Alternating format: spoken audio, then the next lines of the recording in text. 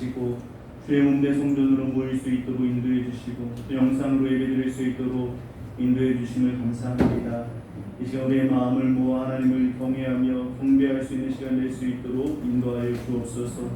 밖에 내리는 비로 더러운 것들이 씻겨나가듯이 아버지 하나님 우리 안에 있는 그 모든 죄악이 주의 보혈로 정결케 되는 이 시간 될 수 있도록 인도하여 주옵소서. 예수님의 이름으로 기도하옵나이다. 아멘. 교동문 48번 교독하겠습니다. 여호와여 주의 백성에게 베푸시는 은혜로 나를 기억하시며 내가 주의 택하신 자가 형통함을 보고 주의 나라의 기쁨을 나누어 가지게 하사 우리가 우리의 조상들처럼 범죄하여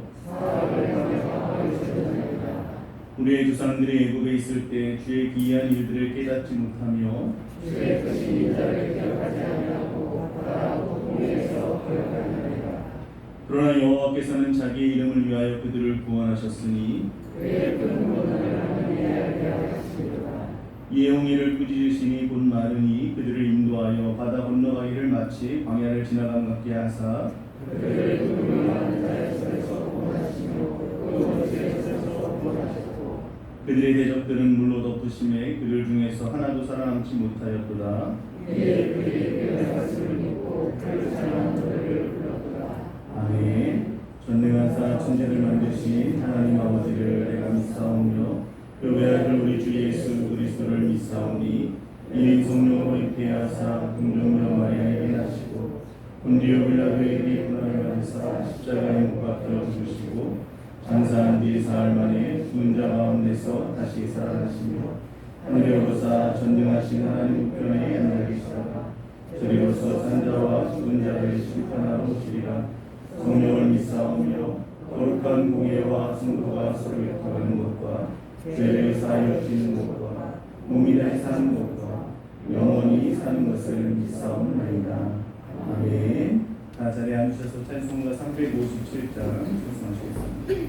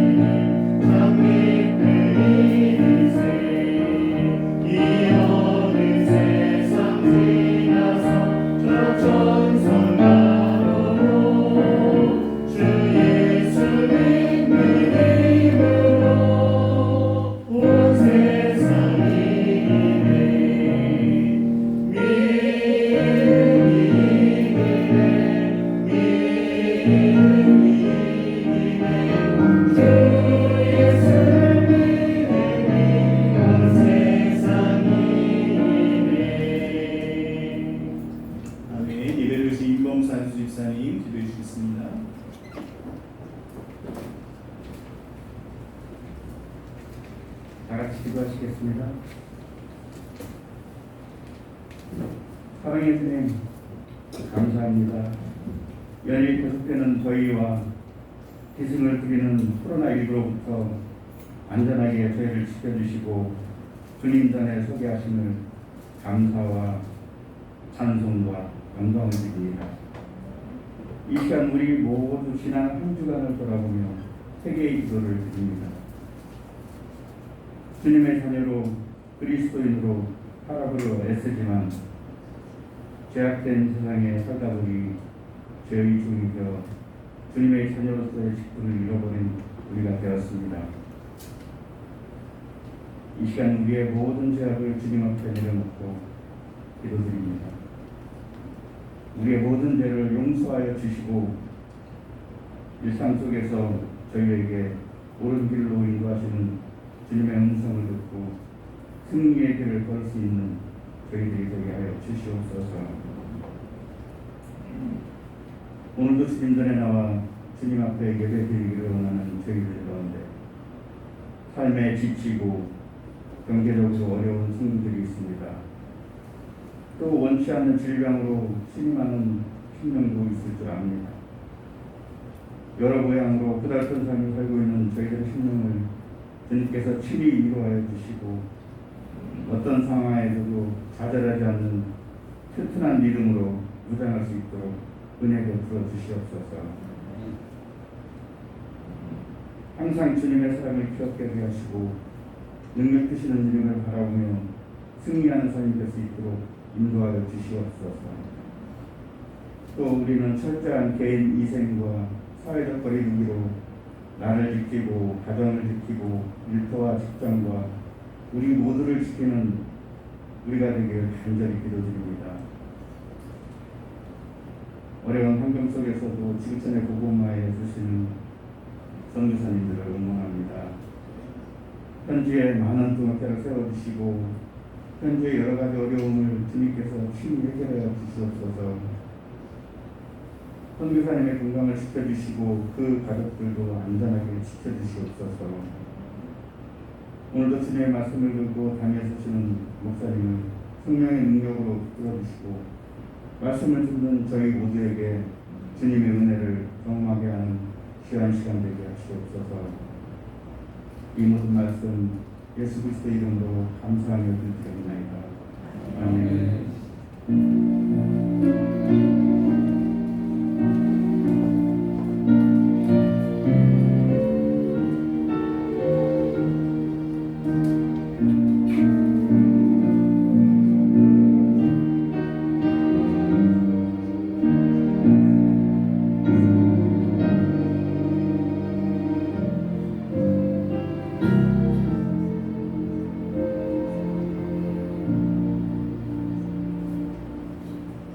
하나님 말씀 보겠습니다. 하나님 말씀은 사무엘상 2장 11절에서 21절까지 말씀, 2장 11절에서 21절까지 말씀 한 절씩 교독하겠습니다. 엘가나는 라마의 자기 집으로 돌아가고 그 아이는 제사장 엘리 앞에서 여호와를 섬깁니다. 그 제사장들이 백성에게 행하는 관습은 이러하니 곧 어떤 사람이 제사를 드리고 그 고기를 삶을 때에 제사장이 사환이 손에 새살고리를 가지고 와서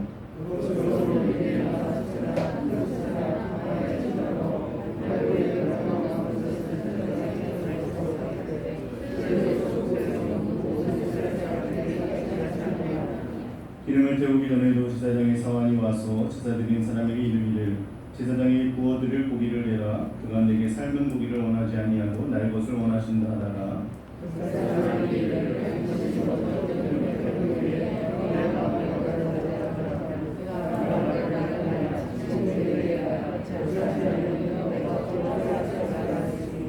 이 소년들의 죄가 여호와 앞에 심히 크면 그들이 여호와의 제사를 멸시함이었더라.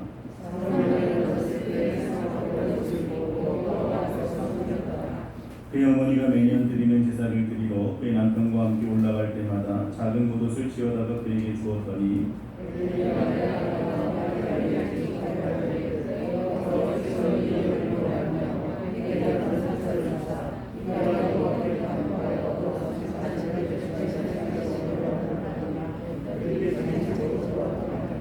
함께 읽겠습니다. 여호와께서 하늘을 높으시사 그와 영원히 계시나요. 때가 비가 덮다를 낳게 하셨고 아이 사무엘의 여호와 앞에서 자라니라. 아멘. 공원 찬송 하나님 보여드리겠습니다.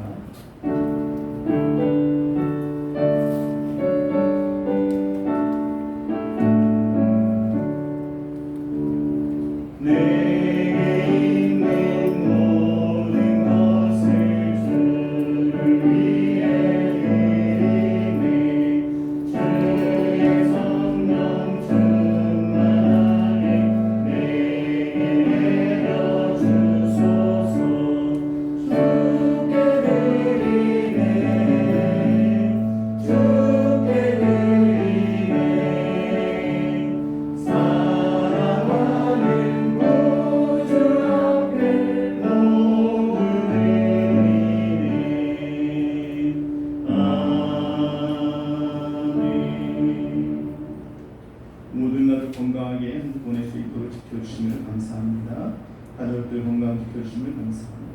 모든 질병을 구원하여 주심을 감사합니다. 범사에 감사합니다. 기도하겠습니다. 사랑의 하나님 아버지 은혜를 감사합니다.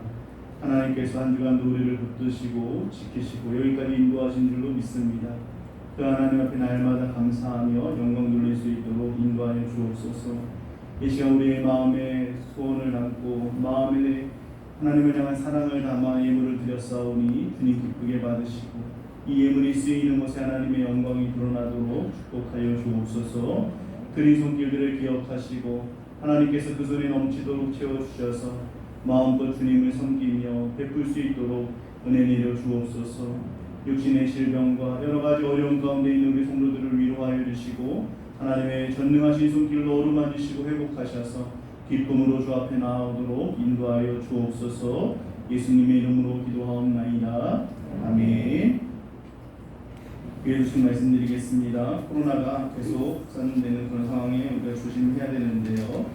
특별히 이제 휴가철이 다가옵니다. 그래서 여러분 휴가 중에나 휴가 후에 즉 발열이나 인후통, 기침 등의 그런 증상이 있으신 경우에는 꼭 영상으로 예배 드리시면서 증세를 확인 후에 이렇게 현장 예배로 도우실 수 있으면 좋겠습니다. 또 지금 정부에서 공문이 왔는데 또 이렇게 QR 코드를 의무적으로 설치하라라는 그런 공문이 왔는데요. 또 한번 검토해보고 또 합당하면 또 우리가 진행하도록 그렇게 하겠습니다. 문자로 알려드리든가 아니면 다음 주 주보를 통해서 알려드리도록 하겠습니다. 코로나19 가운데서도 영적으로 우리가 다운되지 않도록 뒤로 처지지 않도록 일어선 캠페인과 더불어서 하나님을 더욱더 가까이 할 수 있기를 바랍니다. 할렐루야. 옆 사람과 인사하겠습니다. 모든 것이 하나님의 은혜입니다. 우리 삶의 모든 일들이 우리가 볼 때는 은혜일 때도 있고 은혜가 아닌 것처럼 보일 때도 있지만 하나님 편에서 보면 모든 것, 심지어 내가 생각할 때 이건 정말 아니다라고 하는 것까지도 은혜라고 하는 것입니다. 왜냐하면 하나님은 모든 것을 합력하여 선을 만들어 가시는 분이시기 때문에 그렇습니다. 그런 면에서 2장 1절에서 10절까지 나오는 한나의 노래는 모든 것이 하나님의 은혜임을 찬양하고 있는데요. 우리 2장 6절에서 7절 말씀 우리 믿음으로 함께 다 같이 읽어보겠습니다. 시작. 여호와는 죽이기도 하시고 살리기도 하시며 소를 내리기도 하시고 거기에서 올리기도 하시는도다. 여호와는 가난하게도 하시고 거하게도 하시며 낮추기도 하시고 높이기도 하시는도다. 죽이기도 하시고 살리기도 하시고 내려가기도 하시고 올라가기도 하시고 가난하게도 하시고 부하게도 하신다라고 하죠. 그래서 저는 오늘 설교 제목을 이 구절에서 힌트를 얻어서 막기도 하시고 갚기도 하시는 하나님이라고 정했는데요. 때때로 우리는 내 길이 막히거나 안 좋은 환경이 찾아오게 되면 그것에 대해서 원망하거나 불평하기가 쉽지만 모든 것이 하나님의 은혜라는 그 믿음의 고백을 가지고 살아갈 때 우리는 힘들고 어려운 환경 속에서도 감사의 찬양을 부를 수 있게 되는 것입니다. 오늘 본문에도 보면 같은 환경 속에 있었지만 정반대의 삶을 살았던 두 부류의 사람들을 대조하면서 보여주고 있는데요. 사무엘상에서는 계속해서 두 부류의 사람들을 보란듯이 교차하면서 대조하는 형식으로 기록되어 있습니다. 맨 처음에는 한나와 브닌나를 대조했었고요. 그 다음에는 엘가나의 가정과 엘리의 가정을 대조하고 있고 사무엘과 엘리의 아들들을 대조하고 있고요. 뒤에 가면 사울과 다윗을 대조하는 내용으로 이렇게 구성되어 있습니다. 이것은 하나님께서 의도를 가지고 그렇게 기록하신 것인데요. 그렇기 때문에 사무엘서를 볼 때 이 대조의 관점에서 우리가 볼 수 있어야 됩니다. 오늘 본문을 통해서 첫 번째로는 사무엘과 홈리 비느하스를 대조하는 것을 살펴보고, 두 번째로는 한나와 엘리를 대조하는 것을 살펴보고, 마지막으로는 이 두 가정의 대조의 차이가 만든 결과에 대해서 살펴보면서 은혜를 나누고자 합니다. 첫 번째로 우리 11절 말씀에 보면요, 엘가나는 라마의 집으로 자기 집으로 돌아가고 그 아이 사무엘은 제사장 엘리 앞에서 여호와를 섬겼다라고 말씀하고 있습니다. 하지만 곧장 이어서 12절에 어떤 말씀이 나오냐면, 우리 12절 말씀 함께 읽어보겠습니다. 시작. 엘리의 아들들은 행실이 나빠 여호와를 알지 못하다. 11절과 12절이 연결되어 있어요. 12절에 원래 원문에 보면 그러나라고 이렇게 시작하고 있습니다. 이 두 부류를 대조하고 있는 것이죠. 사무엘은 어린 아이에 불과했지만 여호와를 섬겼다라고 표현하고 있는 반면에 엘리의 아들들은 행실이 나빴을 뿐만 아니라 여호와도 알지 못했다라고 말씀하고 있습니다. 여러분, 사무엘과 엘리의 아들들 중에서 누가 더 좋은 환경에 있었을까요? 엘리의 아들은 홈리와 비느하스였겠죠. 아버지는 민족을 대표하는 제사장으로 있었고요. 자신들도 자동적으로 태어나면서부터 때가 되면 제사장이 될 수 있었습니다. 성전에서 살면서 영적으로 좋은 것을 누리기에 아주 좋은 환경에 있었다는 것이죠.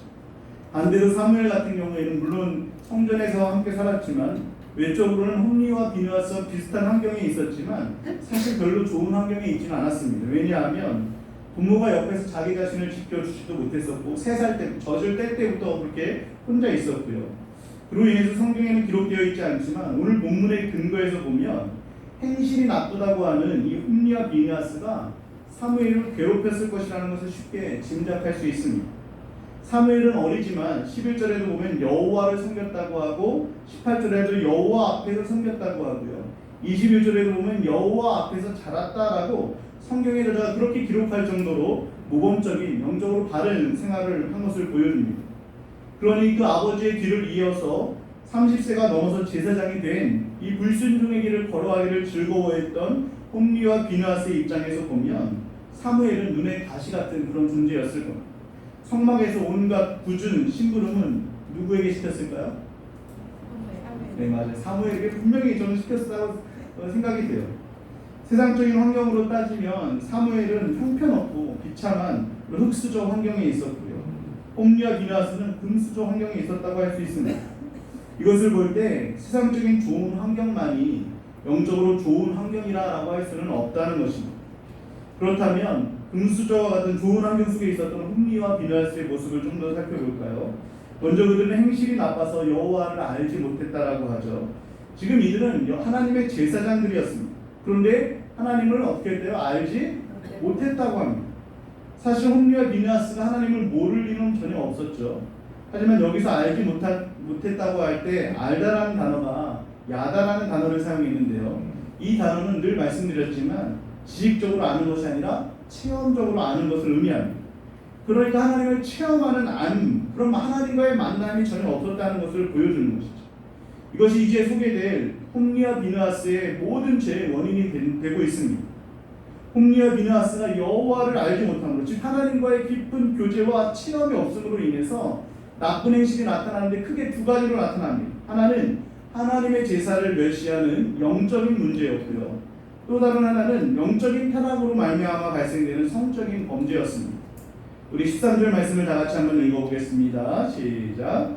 그 제사장들이 백성에게 하는 관습은 이러하니 곧 어떤 사람이 제사를 드리고 그 고기를 삶을 때에 제사장의 사환이 손에 새 살고리를 가지고 와서, 레위기에 보면요 제사장의 몫을 따로 받게 되어 있거든요. 그런데 제사장의 그 몫이 무엇이었냐면 레위기 7장 34절 말씀에 보면요 제사장들의 몫은 가슴살과 오른쪽 뒷다리였다라고 말하고 있어요. 그런데 오늘 본문에 보면요 홈리와 비느하스는 사환을 시켜서 고기를 삶을 때 뭘 가져가겠습니까? 새 살 갈고리. 원래 이 성막에서 쓰이는 갈고리가 있었는데요. 그것은 뭐냐면 고기를 말리기 위해서 걸어서 보관하는 용도로 쓰이는 거였거든요. 그런데 그냥 고리도 아니고 새 살 갈고리를 가지고 가게 해서 집어넣어서 걸리는 대로 가지고 오게 했다는 거예요. 그러니까 하나님께서 정해주신 부분은 가슴살과 뒷다리살인데 그 부분에 만족하지 못하고 다른 부위까지도 자기들의 이익을 위해서 취했다는 것을 보여주는 겁니다. 14절 말씀에도 보면요, 새살갈고리를 어떻게 했냐면요, 냄비나 솥에나 큰 솥에나 가마에 찔러 넣었다라고 합니다. 홍리와 비느하스의 탐심이 얼마나 컸는지 단순하게 그냥 솥에다가 갈고리를 넣었다고 표현해도 될 텐데, 작은 냄비에도 넣고 그거보다 조금 더 큰 솥에도 넣고 더 큰 솥에도 넣고 가마에도 넣었다고 하면서 4번이나 점점 더 큰 그릇들을 표현하면서 강조하고 있습니다. 그런데 그들의 죄가 여기서 멈추지 않아요. 15절 말씀에 보면 기름을 태우기 전에도 제사장의 사환이 와서 제사 드리는 사람에게 이르기를 제사장에게 구워드릴 고기를 내라. 그가 내기에 삶은 고기를 원하지 않고 날 것을 원한다라고 합니다. 제사 드릴 때 먼저 기름이 있는 부분들을 하나님께 드려야 되거든요. 하나님께 화제로 태워서 올려드렸어야 되는데 기름을 태우기 전에도 고기를 달라고 하는 말은 하나님께 드려야 될 부분까지도 자신들이 취한 것을 볼 수 있습니다. 제사 드리러 온 사람들에게 삶은 고기를 말고 생 고기를 달라고 하죠. 왜냐하면 그들은 삶은 고기를 먹을 수 있는데 구워 먹으려고 그렇게 했다는 거예요. 백성들이 하나님께 드릴 부분 아직 드리지 않았으니까 하나님께 먼저 드리고 너희들이 가져가라, 너희가 원하는 대로 가져가라, 그렇게 하면서 율법을 어기지 말라라고 제사장들에게, 사원들에게 오히려 부탁을 하는 거죠. 그렇게 말하니까 오히려 어떻게 했냐면 협박까지 하면서 억지로 빼앗아 갔다라고 성경은 기록하고 있습니다. 정말 말도 안 되는 일들이 벌어지고 있는 것이죠. 이들의 안중에는 하나님도 하나님의 말씀도 없었습니다. 이들은 분명히 율법을 알고 있었습니다. 레위기 7장 25절 말씀에 보면요, 여호와께 드릴 기름을 사람이 먹으면 백성 중에서 어떻게 된다고 그래요? 끊어진다고 그래요. 이 말씀하신 것을 알고도 이들은 하나님의 말씀을 철저히 무시한 것입니다. 우리 2장 17절 말씀도 함께 다 같이 읽어볼까요? 시작. 이 소년들의 죄가 여호와 앞에 심히 크면 그들이 여호와의 제사를 멸시함이었다. 하나님이 이들의 죄를, 하나님의 제사를 멸시했다라고 표현하고 있습니다. 여호와를 알지 못하니까, 날마다 여호와를 만나는 체험을 경험하지 못하니까 이들에게 나타나는 현상이 무엇이었냐면 제사를 멸시하는 영적 타락으로 나타나게 된 것입니다. 홈리와 비느하스의 죄, 즉 나쁜 행실과 하나님의 제사를 멸시하는 것이 그냥 어쩌다 우연히 일어난 것이 아니고요, 13절 말씀에 보면 이렇게 하는 것이 관습이었다라고, 이 관습이라는 단어를 사용하거든요. 한두 번 있었던 일이 아니라 늘상 습관처럼 그렇게 해왔다는 것을 알 수 있습니다. 그리고 또 한 가지 죄가 나오죠. 우리 22절 말씀 함께 읽어볼게요. 시작. 엘리가 매우 늙었더니 그의 아들들이 온 이스라엘에게 행한 모든 일과 회막문에서 수종드는 여인들과 동침하였음을 듣고, 이들의 제사를 멸시하는 그 영적인 타락은 곧 성적 타락으로 이어지게 되죠. 다른 것이 아니라 회막문에서 회막을 위해서 수고하고 섬기는 여인들과 동침했다라고 말씀하고 있습니다. 지금으로 하면 예배당 안에서 성적인 범죄를 저지르고 있는 것이나 마찬가지죠. 이것은 단순히 성적인 범죄만이 아니고요, 이들은 이미 이방 나라에서 행해진 타락한 이방 제사의 모습들을 하나님의 성막에까지 가지고 온 것입니다. 신전에서 신전 창기들과 동침함으로 인해서 신이 풍성함을 준다고 하는 그 타락한 이방 제사의 모습을 따라하고 있는 것이죠. 이처럼 홈리와 비느하스의 죄는요, 듣기만 해도 도저히 용납될 수 없는 그런 죄였다는 것을 성경은 강조하고 있습니다. 하지만 이들과 대조해서 사무엘의 모습을 보여주는데요, 17절 끝에 보면 이 엘리의 아들들은요, 여호와의 제사를 멸시했다라고 하고 곧장 18절 말씀이 나오는데, 18절 말씀에 보면 사무엘은 어렸을 때에 세마포 옷을 입고 여호와 앞에서 섬겼다라고 합니다. 원문에 보면요, 17절과 18절 말씀도 접속사로 연결되어 있어요. 그러나 라는 단어로 연결되어 있습니다. 17절에서 홈리와 비느하스를 소년이라고 표현하고 있죠. 원래 이들은 지금 30세 이상이라는 것을 알 수 있어요. 왜냐하면 제사장으로 섬기고 있었는데요, 제사장이 되기 위해서는 30세 이상이어야 됐었거든요. 그런데도 불구하고 엘리의 아들들을 소년들이라고 표현하고 있는 것은 그 다음 18절에 나오는 사무엘이 어렸을 때라는 이 단어와 대조시키기 위함이라는 것입니다. 이처럼 홈리와 비느하스는 제사장이었지만 여호와를 알지 못함으로 여호와의 제사를 멸시하는 자들이 되었고, 사무엘은 비록 어린 아이에 불과했지만 그는 늘 여호와 앞에서 세마포 옷을 입고, 제사장들이 입는 그 세마포 옷을 입고 제사장처럼 섬기는 자가 된 것을 보여주고 있습니다. 홈리와 비느하스는 모든 것이 잘 갖춰진 좋은 환경에 있었지만 이들은 오히려 입에 담지도 못할 죄악을 범함으로 인해서 멸망의 길을 걸어가고 있었고요.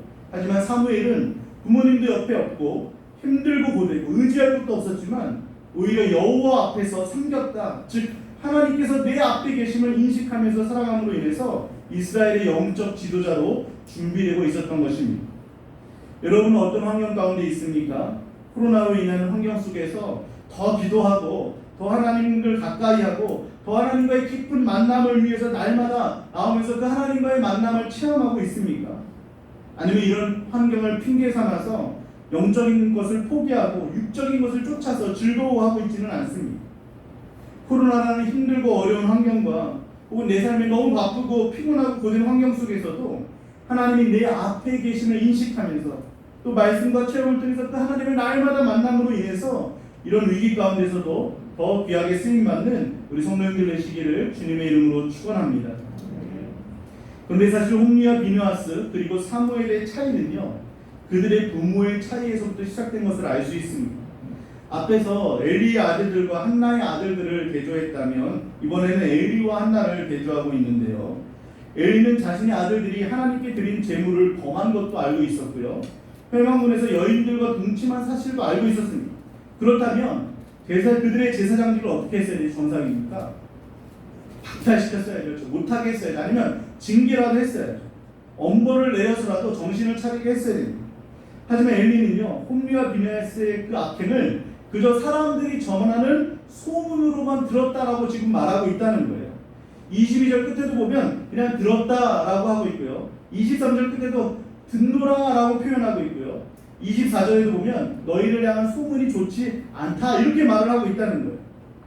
자신의 자녀들이 하나님을 경외하고 있는지 말씀을 사랑하고 있는지 이 제사장직을 정말 성실하게 충실하게 순결하게 잘 감당하고 있는지를 늘 체크하고 가르쳐주고 본을 보여줘야 되는데 엘리는 그런 영적인 교육에는 전혀 관심이 없었다는 것을 보여주고 있는 것이죠. 이것에 대해서 하나님이 엘리에 대해서 뭐라고 평가하시냐면요, 우리 29절 말씀 앞에 나오는데 함께 다 같이 읽어볼게요. 시작. 너희는 어찌하여 내가 내 처소에서 명령한 내 재물과 예물을 밟으며 내 아들들을 나보다 더 중히 여겨 내 백성 이스라엘들을 가장 좋은 것으로 너희들을 살찌게 하였다. 지금 이 말씀은요, 엘리에게 하나님께서 하신 말씀이거든요. 홈리와 비느하스가 죄를 짓기 이전에, 제사를 멸시하기 이전에 이미 엘리가요, 하나님의 처소에서 백성들이 가장 좋은 것을 드린 것들을 그 하나님께 드린 그 제물을 밟았다라고 표현하고 있습니다. 즉 하나님께 드려진 것들을요, 엘리는 좋은 것들을 자신이 먼저 취해서 어떻게 했냐면 아들들을 하나님보다 더 중히 여겨서 그들을 살찌게 했다는 말은 뭐냐면 좋은 것을 취해서 누구에게 줬다는 거예요? 자신의 아들들에게 줬다는 거예요. 그러니 그 모습을 보고 자란 홈리와 비느하스가 어떻게 한 겁니까? 그대로 따라한 것입니다. 그러니까 자녀들이 잘못된 길을 걸어가고 심지어 하나님의 제사를 멸시하고 하나님을 모르는 삶을 살아가면도 불구하고 그냥 자녀들이 건강하게 부유하게 자라는 것으로 만족하고 있었다는 거예요. 결국 엘리가 하나님을 그런 식으로 존중하지 않음으로 말미암아서 그들의 자녀들까지 똑같은 길을 걸어가게 된 것입니다. 엘리는 사무엘상 1장에서요, 성전에 올라와서 마음으로 통곡하며 기도하는 한나를 보면서 그 술에 취했다고 하잖아요. 그때 한나가 엘리자 사장이 자신을 어떻게 봤다라고 한나가 표현하고 있냐면요, 당신의 여종을 악한 여자로 여기지 마옵소서 이렇게 표현하고 있거든요. 근데 여기서 말하는 악한 여자라는 단어가 히브리어의 바트 벨리알이라는 단어예요. 무슨 말이냐면 벨리알의 딸로 보지 마소서 이런 뜻이거든요. 이 벨리알이라는 단어가 이방 신의 의미도 있지만 무가치하다라는 악한이라는 뜻도 있습니다. 엘리는 한나를 바트 벨리알로 보고 있었다는 거예요. 그런데요, 이 똑같은 단어가 오늘 본문에도 나오는데요, 12절에 보면 엘리의 아들들의 행실이 어떻다고 합니까? 나쁘다고 했죠. 이 행실이 나쁘다는 단어가 어떤 단어로 되어 있냐면 분의 벨리알이라고 되어 있어요. 벨리알의 아들들이라고 표현하고 있는 거예요. 그래서 이전 개역 성경에 보면 불량자들이었다라고 표현하거든요. 그러니까 자신의 아들들이 분의 벨리알, 불량자들이었다는 것을 모든 백성이 알고 있었음에도 불구하고 엘리는 한나를 불량자로 보면서도 자신의 아들들의 악행에 대해서는 보지 안고 있다는 것을 보여주고 있습니다. 죄에 대해서 눈을 감아버린 것이죠. 그러니까 엘리의 가정에는요, 기도도 없었고 말씀의 교육도 없었고 신앙의 본도 없었습니다. 엘리는 자녀를 하나님보다 더 중하게 여기면서 사랑했지만 그것이 자녀들이 멸망당하는 길로 가게 만든 원인이 된 것이죠. 많은 성도님들의 가정에서 이런 실수를 범하는 일들이 많습니다. 자녀들이 세상에서 공부 잘하고 좋은 대학 가고 좋은 직장에 취직해서 멋진 배우자 만나서 결혼도 하고 성공하기를 원합니다. 다 그렇게 원하죠. 저도 그렇게 원합니다.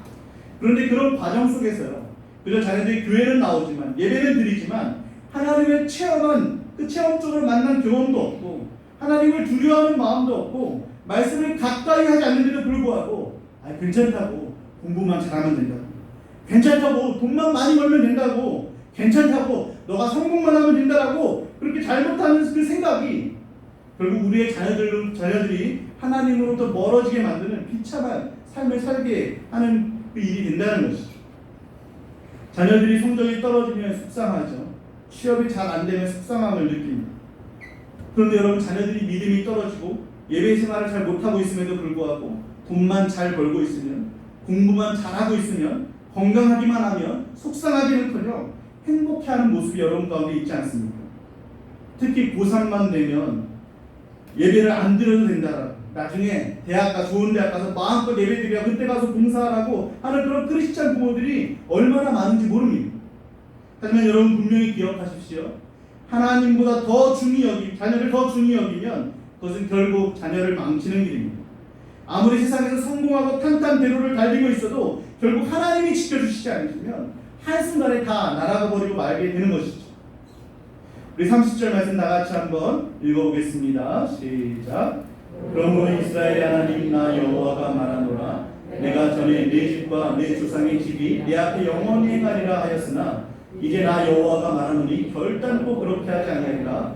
나를 존중히 여기는 자를 내가 존중히 여기고 나를 멸시하는 자를 내가 경멸하리라. 무엇이 하나님을 존중하는 것인지 그리고 무엇이 하나님을 멸시하는 것인지를 우리가 깨닫고 우리 자신과 우리의 자녀들이 하나님을 깊이 알고 하나님을 존중함으로 하나님께 존중이 여김을 받는 우리 성도님들과 성도님들의 자녀들이 되시기를 주님의 이름으로 축원합니다. 엘리와 반대로 사무엘의 어머니 한나를 살펴볼까요? 19절 말씀에 보면 한나는 자신의 그 외동 아들마저도 하나님 전에 드리고 떨어져 살았는데 매년 사무엘을 위해서 뭘 지어주었다고 합니까? 작은 겉옷을 지어줬다고 합니다. 작은 겉옷은 바로 사무엘이 입고 있었던 세마포 에봇을 의미합니다. 그 당시 개인이 이런 세마포 에봇으로 만든 옷을 만드는 데는 상당한 시간이 걸렸을 겁니다. 실을 한 땀 한 땀 엮어가면서 옷을 지을 때 한나는 어떤 마음으로 지었을까요?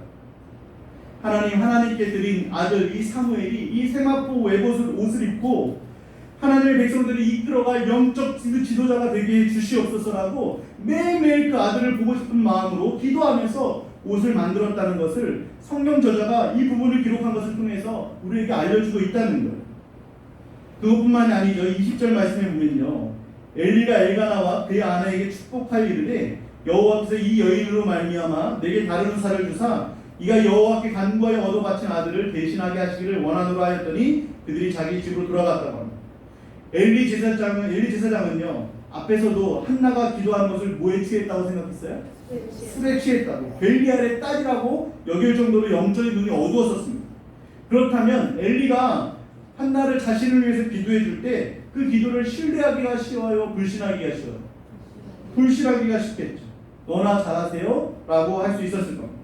심지어 지금 온 백성들이 엘리와 그의 자녀들이 부패하고 있다는 것을 너무나 잘 알고 있는 상황인데, 그런 상황 가운데서 한나도 그 사실을 알고 있었는데 엘리가 자신을 위해서 지금 축복해 줄 때 그것을 거절하거나 무시할 수도 있었을 겁니다.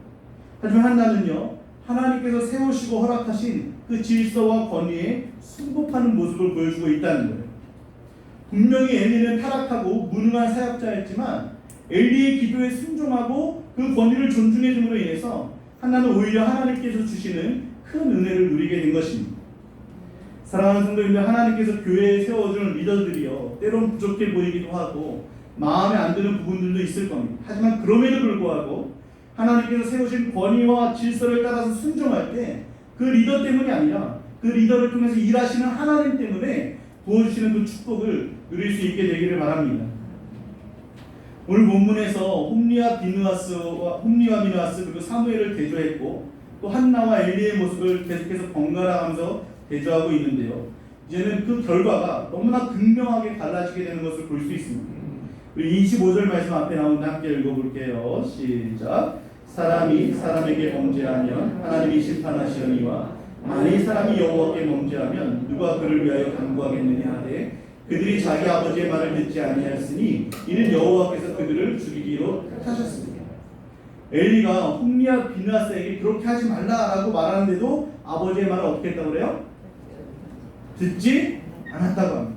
그런데 그 아들들이 아버지의 말을 듣지 않은 이유를 성경은 뭐라고 기록하고 있냐면 여호와께서 그들을 죽이기로 뜻했기 때문이라고 기록하고 있다는 거예요. 이들의 죄가 얼마나 중요한지 하나님께서 지금 홈리와 비느하스의 귀를 막아버리신 것입니다. 홈리와 비느하스는요 수십 년간 죄를 지으면서 살아왔음에도 불구하고 별다른 일이 생기지 않으니까 마치 하나님이 계시지 않는 것처럼 막힘없이 그렇게 살아왔습니다. 하지만 그 막히지 않는 것은 결코 막히지 않는 것이 아니고요. 결국 하나님께서 그들의 귀를 막아버리심으로 돌이키지 못하게 하셨고 그들에게 죽음의 심판으로 갚아주시고 있다는 것을 보여주고 있는 것입니다. 34절 말씀에 보면요. 내 두 아들 홈리와 비느하스가 한날에 죽으리니 그 둘이 당할 그 일이 내게 표징이 되리라. 이 예언대로 한날에 죽게 되고 엘리의 집안에는요 노인이 하나도 없게 되는 큰 심판이 임하게 됩니다. 이와 반대로 한나의 가정을 보면요 21절 말씀에 보면 여호와께서 한나를 돌보시사 그로 하여금 임신하여 세 아들과 두 딸을 낳게 하셨고 아이 사무엘은 여호와 앞에서 자란다라고 말씀합니다. 여기 보면요 돌보시사라는 단어가 나오죠. 이 단어가 히브리어의 파카드라는 단어인데요. 이 단어는요 방문하다라는 뜻도 있고 돌보다 처벌하다라는 뜻도 있습니다. 여러분 생각해 보십시오. 하나님께서 나에게 방문한다라는 것은 두 가지로 나타나게 되어 있습니다. 돌보심으로 축복으로 갚아주시든가 아니면 처벌하심으로 심판으로 갚아주시든가. 하나님께서 한나의 가정을 찾아오셔서 갚아주시는데 세 아들과 두 딸을 더 주셨다라고 축복해주고 있다는 거예요. 이것은 사무엘도 마찬가지인데요. 사무엘이 자라났던 환경은 너무나 힘들고 외로운 환경이었습니다. 하지만 사무엘이 하나님 앞에서 코람되어 그 믿음으로 살아감으로 인해서 그 길이 막힌 것 같아 보였지만 우리 26절 말씀 다같이 함께 읽어볼게요. 시작. 아이 사무엘이 점점 자라매 여호와 사람들에게 은총을 더욱 받더라. 하나님뿐만 아니라 사람들에게도 뭘 받았다고 합니까? 은총을 더욱 받는 자로 자라나게 된 것이죠. 하나님의 막으심과 갚으심은요 같은 말이라고 할 수 있습니다. 때때로 우리 길이 막히고 어려울 때도 하나님만을 신뢰하며 의지할 때 하나님은 그 막으심을 축복으로 갚아주시지만요 때때로 가만히 내버려 두셔서 하나도 막으시는 것이 없는 것 같아 보이지만 그 뒤를 막아버리심으로 말씀을 듣지 못하게 하고 회개하고 하지 못하므로 심판으로 갚아주시기도 한다는 겁니다. 저와 여러분의 찾아오는 그 막힘이 하나님의 축복으로 이어지는 그런 축복의 통로가 될 수 있기를 바랍니다. 엘리와 그의 자녀들 홈리와 비느하스를 심판으로 갚아주시는 것은 어떻게 보면 제사장의 가정이 심판당한 것이라는 저주의 모습으로 보일 수 있지만 오히려 이것은요 이스라엘 백성들의 입장에서 보면 새로운 제사장을 세워주시기 위한 축복이라는 것을 알 수 있는데요. 우리 35절 말씀 다같이 함께 읽어보겠습니다. 시작. 내가 그를 위하여 충실한 제사장을 일으키리니 그 사람은 내 마음 내 뜻대로 행할 것이라. 내가 그를 위하여 견고한 집을 세우리니 그가 나의 기름 부음 받은 자 앞에서 영구히 행하리라. 하나님은 가장 어두웠던 사사시대를 끝내시고 새로운 시대를 시작하기 위해서 비록 엘리 제사장 가문을 멸하시고 심판하셨지만 그로 인해서 새로운 시대를 이끌어갈 다윗의 집을 세워주셨고 다윗의 후손을 통해서 영원한 제사장으로 하나님의 마음과 하나님의 뜻대로 충실하게 행하실 예수 그리스도를 준비하셨던 것입니다. 즉 엘리의 가정을 막으심으로 예수 그리스도라는 온 인류의 구원의 길을 열게 하신 것이죠. 한나의 임신을 막으심으로 예수 그리스도가 오실 길을 사무엘을 통해서 준비하게 하신 것입니다. 사랑하는 성도님들, 여러분의 삶 속에 찾아오는 이런 막힘이 여러분에게 저주가 아니라 오히려 복된 길을 열어가는 축복의 통로가 될 수 있기를 바랍니다. 혹시라도 여러분의 길을 막아서 죄악으로 달려가는 것을 막고자 하시는 일들이 내 삶 속에서 나타난다면 오늘 말씀을 통해서 돌이키고 회개함으로 인해서 심판이 아닌 축복으로 바꾸시는 은혜가 있기를 바랍니다. 무엇보다도 여러분과 여러분의 자녀들이 나를 존중히 여기는 자를 존중히 여긴다고 하시는 이 하나님의 말씀에 순종함으로 인해서 하나님이 존중히 여겨주시고 은총을 마음껏 부어주시는 믿음의 가문을 세워가시기를 주님의 이름으로 축원합니다. 우리가 다 함께 일어나셔서 함께 찬양하겠습니다. 내가 주인 삼은 모든 것 내려놓고 고백하고 기도하기 원합니다.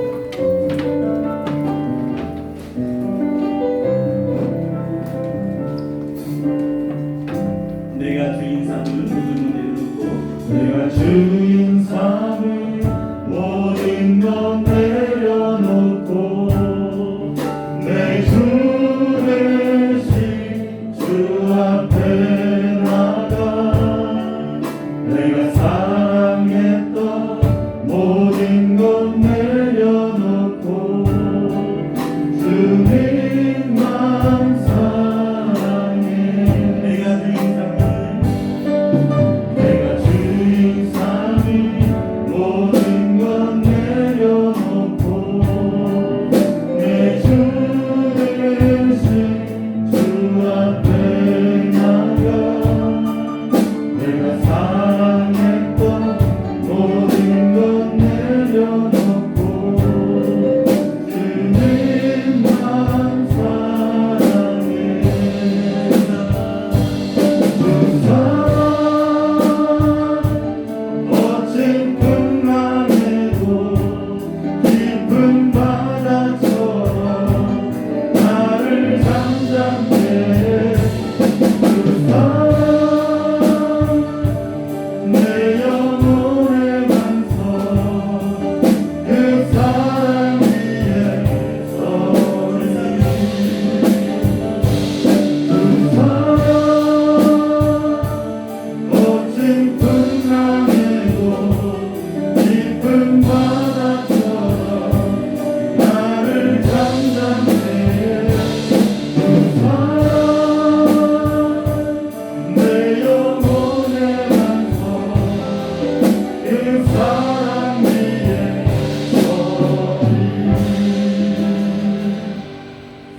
여러분, 여러분의 가정은 어떻습니까? 여러분의 자녀는 어떻습니까? 여호와를 바로 알고 있습니까? 여호와 하나님 앞에 있음을 알고 경외하면서 살고 있습니까? 혹시 엘리와 홈리와 비나스처럼 여호와를 아는 것에도 관심이 없고 여호와를 두려워하는 마음도 없거나 엘리처럼 하나님보다 자녀를, 하나님보다 성공과 쾌락을 더 중요하게 여김으로 인해서 하나님을 멸시하고 있지는 않습니다. 그렇다면 어쩌면 하나님이 여러분의 길을 막으신 것일지도 모릅니다. 그 길을 막으심은 심판과 처벌의 갚으심이 되는 것입니다. 하지만 한나처럼 사무엘처럼 여러분과 여러분의 자녀들까지도 여호와를 바로 알고 여호와 앞에서 쿨한 대오의 신앙으로 살아가게 되면 아무리 그 길이 막힌 것 같이 보여도 그 막힘으로 인해서 더 큰 은총을 경험하게 되는 축복으로 갚아주실 것입니다. 이 시간 하나님의 막으심이 하나님의 복으로 갚으심이 되게 해달라고 기도하시고 나와 내 가정이 내 자녀가 온전히 하나님을 바로 알고 하나님만을 경외하며 살 수 있는 은혜를 달라라고, 그렇지 못한 가정 가운데 있다면 간절함으로 이것을 사모하며 간구하는 믿음을 달라라고 우리 시간 말씀을 기억하면서 함께 간절함으로 기도하도록 하겠습니다.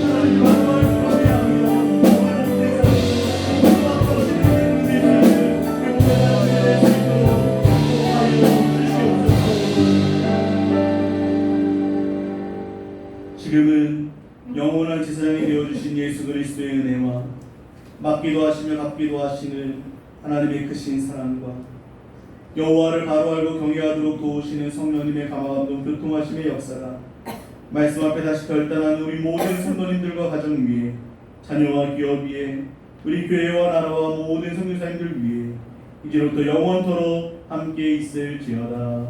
아멘. 아버지 하나님, 내 마음 온전히 하나님을 존중히 여길 수 있습니다. 하나님보다 귀하게 여기는 것이 없다. 내 자녀들보다, 내 성공보다, 내 편함보다 하나님의 소중히 여기는 것이 하나님의 복으로 바꾸시는 귀한 것을 이 믿음을 가지고 기억하며 살겠습니다.